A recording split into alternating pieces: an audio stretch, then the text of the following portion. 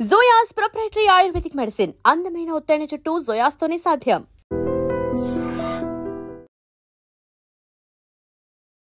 నమస్తే, welcome to I dream social spotlight with కవిత.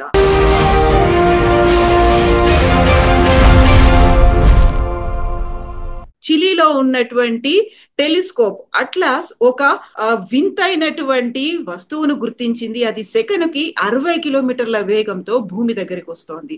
రేపు అంటే అక్టోబర్ 29న సూర్యుడి దగ్గరికి వెళ్తుంది. డిసెంబర్ 19న భూమికి అత్యంత సమీపంలో వస్తోంది అనేటువంటి సమాచారాన్ని సైంటిస్టులు అయితే చెప్తున్నారు. యాక్చువల్ గా అది తోకచుక్క లేకపోతే ఏలియన్స్ గ్రహాంతర వాసులు ఉపయోగిస్తున్నటువంటి స్పేస్ క్రాఫ్ట్. బోల్డ్ అన్ని వాదనలు అయితే వినిపిస్తున్నాయి. రేపేం జరగబోతోంది? డిసెంబర్ 19న భూమి దగ్గరకు వస్తే ప్రమాదం ఏమైనా చోటు చేసుకుంటుందా? మనతో పాటుగా ఉన్నారు ఫిజిక్స్ ప్రొఫెసర్ డాక్టర్ మనోహర్ గారు. మనోహర్ గారు, నమస్కారం అండి.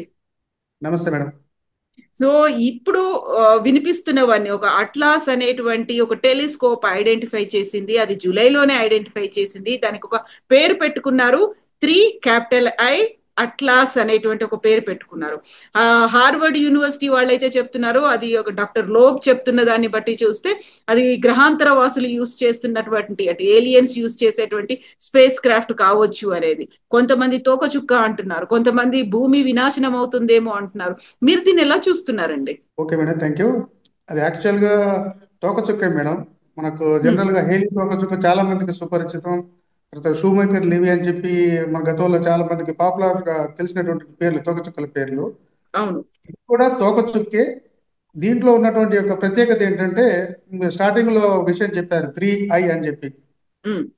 ఐ అనేటటువంటి లెటర్ మనకి ఇంటర్స్టెల్లార్ అనేటటువంటి పదానికి సూచిక మేడం. ఏంటంటే స్టెల్లార్ అంటే ఆ పదం స్టార్స్ కి సంబంధించి ఉంటుంది అనమాట. స్టెల్లార్ అంటే రిలేటెడ్ టు స్టార్స్.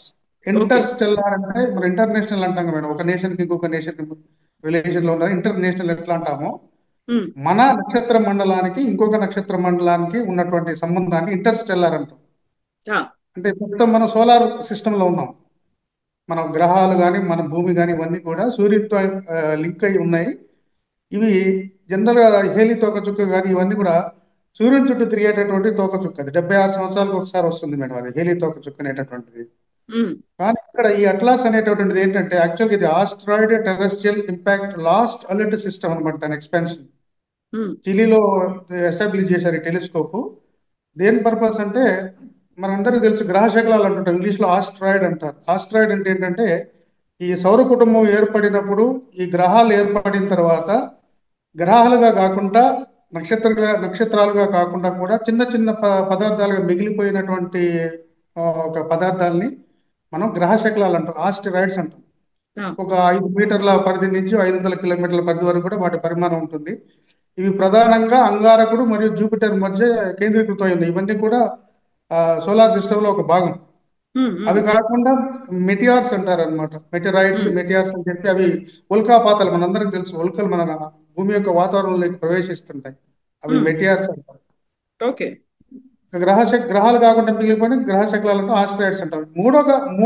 మూడవ తరగతి చెందినటువంటి పదార్థం ఏంటి విశ్వంలో ఉందంటే అది తోకచుక్క. తోకచుక్క అనే పేరు ఎందుకు వచ్చిందంటే దాంట్లో కూడా మనకు దుమ్ము ధూళి తర్వాత ఘనీభవించినటువంటి గ్యాసెస్ ఉంటాయన్నమాట.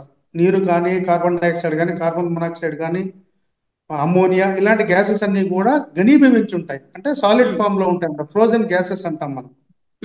ఎప్పుడైతే ఈ ఈ యొక్క స్పేస్ ఎంటిటీ అంటాం, అది సూర్యునికి సమీపంలోకి వెళ్ళినప్పుడు ఏమవుతుందంటే దాంట్లో గ్యాసెస్ ఎవాపరేట్ అవుతాయి అనమాట.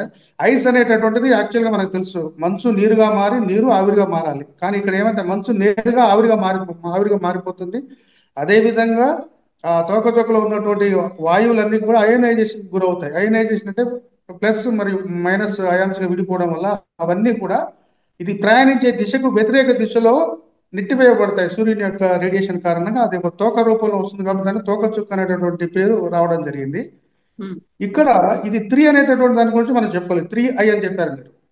ఇది అంటే మన సోలార్ సిస్టమ్ లో సంబంధం లేకుండా వేరే నక్షత్ర మండలం నుంచి మన సూర్యుని సమీపంలో తర్వాత మన భూమికి సమీపంలో వచ్చేటటువంటిది మూడవ ఆబ్జెక్ట్ అనమాట. ఓకే. 2017లో ఒకటి, తర్వాత బోరిసోవ్ అని 2019లో కనిపెట్టారు.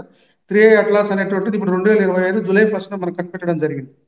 అంటే 3i అనేది దేనికి స్టాండ్స్ అవుతుందంటే మూడవ ఇంటర్స్టెల్లార్ ఆబ్జెక్ట్, తర్వాత ఐ అనేది ఇంటర్స్టెల్లార్ కిందకి వస్తుంది కాబట్టి అట్లాస్ 3i అని చెప్పి దీనికి నామకరణం చేశారు.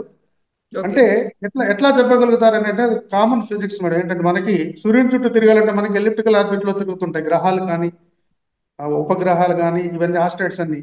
కానీ సైంటిస్టులు పరిశోధించి కనిపెట్టినటువంటి విషయం ఏంటంటే దీని యొక్క పాత్ అనేటటువంటి హైపర్బోలిక్ పాత్ అంటారు అనమాట. హ్మ్. ఒకవేళ మన సౌర కుటుంబానికి సంబంధించిన వస్తువు అయి ఉంటే సూర్యుని చుట్టూ ఎలిప్టికల్ ఆర్బిట్ లో లేదా సర్క్యులర్ ఆర్బిట్ లో తిరిగి ఉండాల్సి ఉంటుంది. కానీ దీని యొక్క పాత్ హైపర్బోలిక్ అంటాం. 3 రకాల పాత్స్ ఉంటాయి మనకి జామెట్రీలో. ఓకే.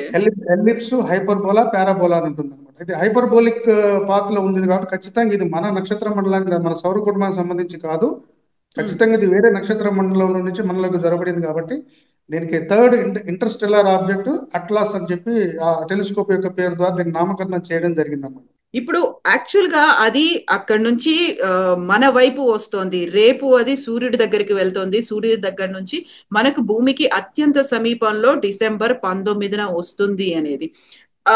మనకి సూర్యుడి దగ్గర ఉన్నప్పుడైతే మనం దాన్ని చూడలేము. ఆ తర్వాత అక్కడి నుంచి ప్రయాణించి మన వైపు వస్తుంది అనుకున్నప్పుడు దాని వేగాన్ని, దిశని ఖచ్చితంగా అంచనా వేయొచ్చు అంటారు. యాక్చువల్గా అది తోకచుక్కేనా? లేదు అంటే ఇప్పుడు హార్వర్డ్ యూనివర్సిటీ ప్రొఫెసర్స్ దాన్ని ఎందుకు ఏలియన్స్ ప్రయాణించేటువంటి స్పేస్ క్రాఫ్ట్ గా ఎందుకు అభివర్ణిస్తున్నారు? మనం ఇంతకుముందు ఎపిసోడ్ లో కూడా చెప్పుకున్నాం, మన క్యూరియాసిటీకి ఎక్కువ ప్రాధాన్యత ఇస్తుంటాం మనం, కామన్ మ్యాన్, అందరికి తెలిసిందే. ప్రతిసారి కూడా మన స్టీఫెన్ హాకింగ్ కూడా విరుద్ధమైనటువంటి అభిప్రాయాలు వెలువచ్చడం జరిగింది. గొప్ప శాస్త్రవేత్త, మనకు తెలుసు, భౌతిక శాస్త్రవేత్త స్టీఫెన్ హాకింగ్. ఒకసారి ఏలియన్స్ ఉన్నాయని చెప్పి, ఒకసారి ఏలియన్స్ లేవు, తర్వాత లైఫ్ గురించి ఒక విరుద్ధమైనటువంటి అభిప్రాయాలు తెలియజేయడం జరిగింది. ప్రస్తుతం ఉన్నటువంటి మన పరిజ్ఞానం ప్రకారం ఏలియన్స్ యొక్క ఉనికిని మాత్రం మనం కనిపెట్టలేదు, కనిపెట్టే పరిస్థితి ప్రస్తుతం లేరు అని చెప్పి కొట్టిపారేయడానికి లేదు. ఇది ఖచ్చితంగా ఇంటర్స్టెల్లార్ దాని కిందకే వస్తుంది అనమాట. మనకి వేరే ఆ, నక్షత్ర మండలం నుంచి మన నక్షత్ర మండలంలోకి చొచ్చుకొచ్చినటువంటి ఆబ్జెక్ట్ మాత్రం తప్ప గ్రహాంతర వాసులు ప్రయోగించేటటువంటి అవకాశం ఎలాంటి ఏ కోసమైనా లేదు మేడం. అది రెండవది ఏంటంటే మీరు చెప్పారు, అది వేగాన్ని, దిశని మనం కనిపెట్టొచ్చు, కానీ అది శాస్త్రవేత్తలు చెప్పే దాని ప్రకారం మనకు అది నేకెడ్ ఐకి విజిబుల్ కాదు. పవర్ఫుల్ టెలిస్కోప్స్ మాత్రమే మనం గమనించగలుగుతాం. మీరు చెప్పినట్టుగా డిసెంబర్ 19వ తేదీ రోజు మనకు భూమికి దగ్గరగా వస్తుంది. మన వాళ్ళు ఏంటంటే చంద్రుని మీద నీళ్లు ఉన్నాయి అనగానే బకెట్లు నీళ్లు ఉన్నాయి అనుకుంటుంటాం.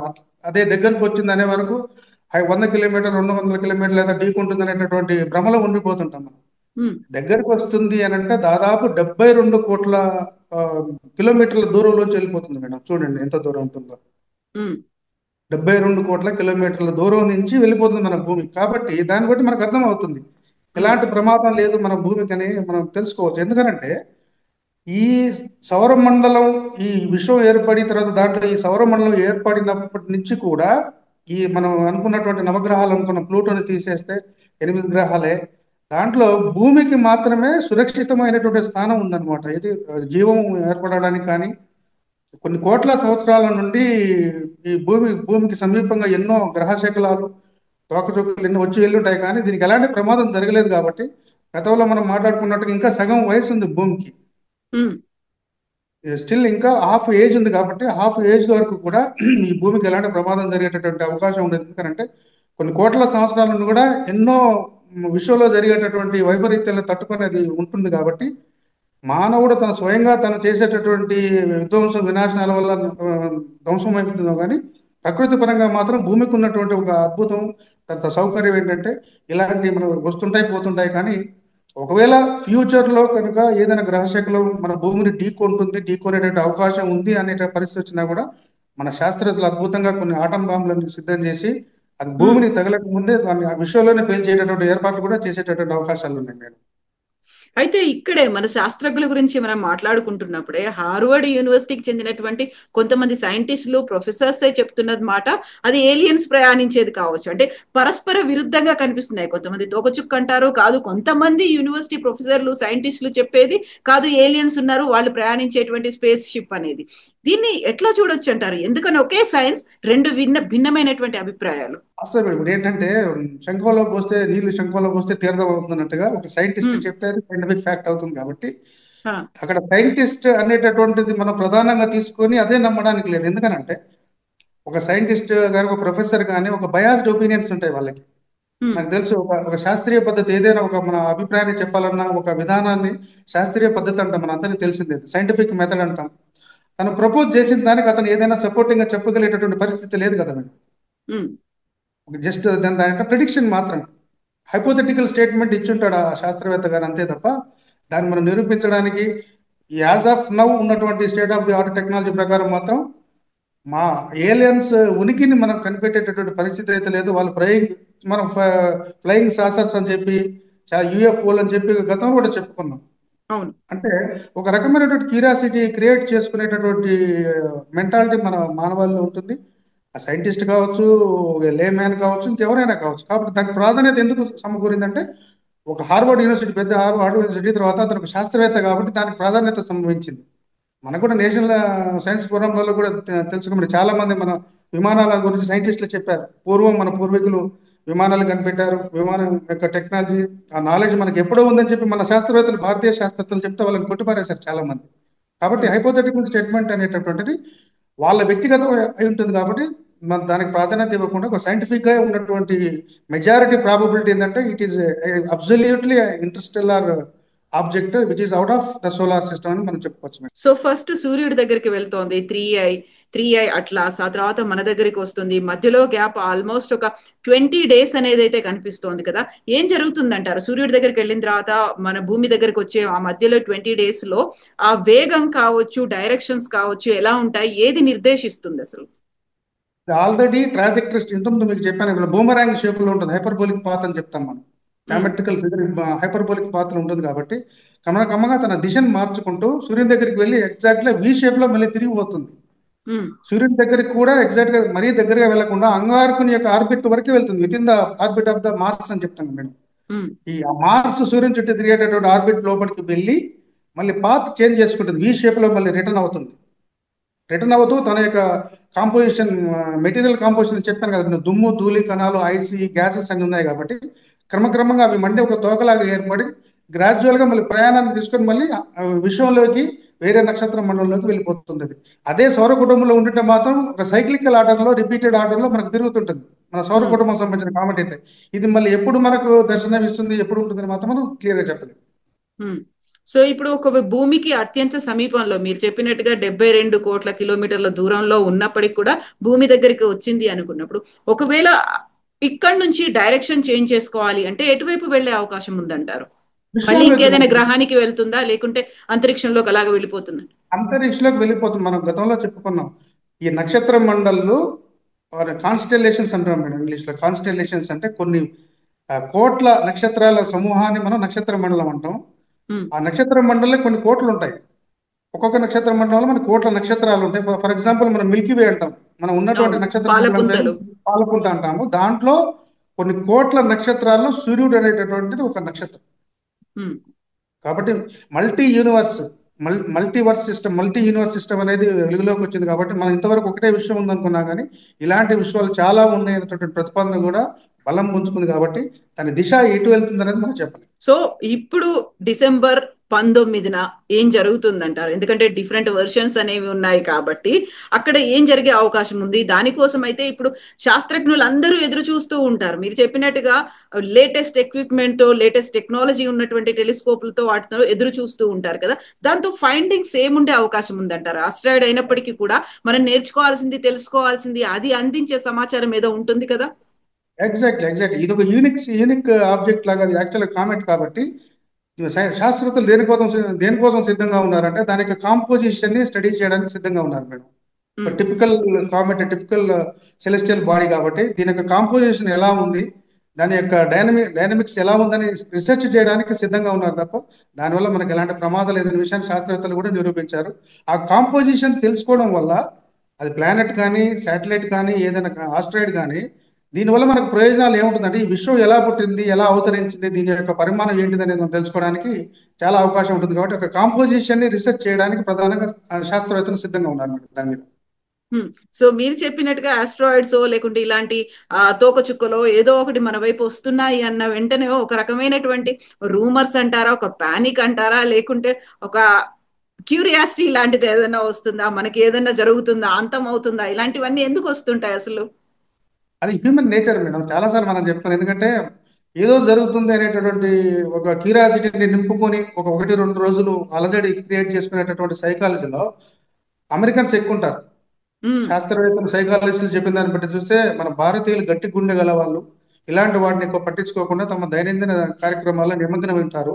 ఎక్కువ పిరికిగా ఆలోచించి ఆందోళనకు గురయ్యేటటువంటి సైకాలజీ మెంటాలిటీ ఉన్నటువంటి జాతి ఉందంటే అది అమెరికన్స్ మాత్రమే. కాబట్టి వాళ్ళు ప్రతిదీ కూడా ఏంటంటే మేము చెప్పిందే వేదం, మేము చెప్పిందే వాళ్ళ విధానం, వాళ్ళ సైకాలజీని మన మీద రుద్దడానికి ప్రయత్నం చేస్తుంటారు. కాబట్టి అది స్టాండర్డ్గా తీసుకోవడానికి అవసరం లేదు.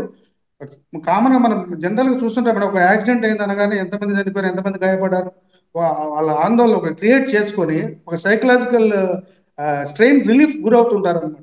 చూడండి, యాక్సిడెంట్ అయిన తర్వాత ఎవరు గాయపడలేదంటే వాళ్ళకి నచ్చదు. కారు, లారీ ఢీ అనగానే స్క్రోలింగ్ చూస్తారు మీ ఛానల్లో, ఎంతమంది చనిపోయారని చెప్పి. ఎవరు చనిపోలేదు, స్వల్ప గాయాలతో బయటపడ్డారంటే వీళ్ళకి నచ్చదు. అంటే ఒక డిస్ట్రక్షన్, తర్వాత అంబిగ్విటీ, ఇలాంటి ఆందోళన చెందేటటువంటి సైకాలజీ హ్యూమన్ నేచర్లో ఉంటుంది. అది కొంతమంది స్టేబుల్గా బ్యాలెన్స్డ్గా ఆలోచించగలుగుతారు. కాబట్టి మనందరం చెప్పుకుంటూ వస్తున్నాం. గతంలో స్కైలాబ్ గురించి మనం చెప్పుకున్నాం 1979లో. తర్వాత యుగాంత గురించి చెప్పుకున్నాం. మనం డిస్కస్ చేసిన జపాన్ లో జరగబోయేటువంటి అంతం గురించి మాట్లాడుకున్నాం. మనకు క్వైట్ ఎవిడెంట్ కదా మన డిస్కషన్ లో. ప్రశాంతంగా ముగిసిపోయిందంటే ఈ రూమర్ అనేది it gathers false information and spreads throughout the world. ఎందుకంటే పని లేని వాళ్ళు చాలా మంది ఉంటారు, వర్కింగ్ కమ్యూనిటీ పీపుల్ చాలా మంది తక్కువ ఉంటారు. ఈ విధంగా రూమర్స్ క్రియేట్ చేసి వాళ్ళ సైకలాజికల్ కాంటెంట్మెంట్ కోసం భయాందోళనకు గురి చేయడం ద్వారా కొంతమంది అదే పని పెట్టుకుంటారు, కొంతమంది వాళ్ళ యొక్క సైకాలజీ ప్రకారం, వాళ్ళ నేచర్ ప్రకారం ఆ విధంగా ప్రవర్తిస్తుంటారు. కాబట్టి ఊరికనే వచ్చి వెళ్ళిందని చెప్తే తప్పగా ఉంటుంది. కాబట్టి వాళ్ళు దాన్ని క్రియేట్ చేస్తారు అనమాట. ఏదో వచ్చేస్తుంది, తోకచుక్క వచ్చేసింది, మన సమీపంగా వస్తుంది అనగానే అతను ఏమనుకుంటాడు మేడం, మన హైదరాబాద్ దగ్గరకు వచ్చేస్తుంది అనుకుంటారు. అది కాదు కదా. నేను చెప్పాను 72 కోట్ల కిలోమీటర్ల దూరం అంటే అది మామూలు విషయం కాదు కదా. కనీసం మన కంటికి కూడా కనిపించినంత దూరం నుంచి ఉంటుంది అన్నమాట. సైజు పెద్దగానే ఉంటుంది కానీ కంటికి కనిపించినంత దూరం నుంచి వెళ్తుంది. కాబట్టి ఎవరికి ఉపయోగపడుతుంది అంటే ఆ సందర్భం డిసెంబర్ 19, 2025 ఎవరికి ఉపయోగపడుతుంది అంటే ఇది ఒక థర్డ్ ఆబ్జెక్ట్ అని చెప్పుకున్నాం, థర్డ్ ఇంటర్స్టెల్లార్ ఆబ్జెక్ట్. కాబట్టి దీని యొక్క కాంపోజిషన్ ఏ విధంగా ఉంది, తర్వాత దీని డైనమిక్స్ ఏంటిది, దీని పరిణామం ఏంటిది, దీనివల్ల జరిగేటటువంటి ఉత్పాతం ఏంటిది, తర్వాత విశ్వం పుట్టుకకి దీనికి ఏమైనా సంబంధం ఉందా అనేటువంటి స్టడీ చేయడానికి అద్భుతంగా పనిచేయడం కోసం డిసెంబర్ 19 కోసం మన శాస్త్రవేత్తలందరూ కూడా ఎదురు చూస్తుంటారు. Sir, thank you so much Manohar garu. Thank you అండి. నిజంగా ప్రస్తుతం ఉన్నటువంటి సమాజం దేనికి ప్రయారిటీ ఇస్తుంది? ఆర్థిక సంబంధాల చుట్టూ మాత్రమే తిరుగుతుంది. మళ్ళీ ఎన్నికలంగానే చాలా విరక్తి కలుగుతాం. మంచి అనిపిస్తుంది కదా, లేడీస్ కూడా ఛాలెంజింగ్ జాబ్స్ చేసినప్పుడు చాలా బాగుంటది. ఫుడ్ డెలివరీ ఇవ్వటానికి వెళ్ళినటువంటి డెలివరీ బాయ్ అనిల్ పై కళ్ళ ముందు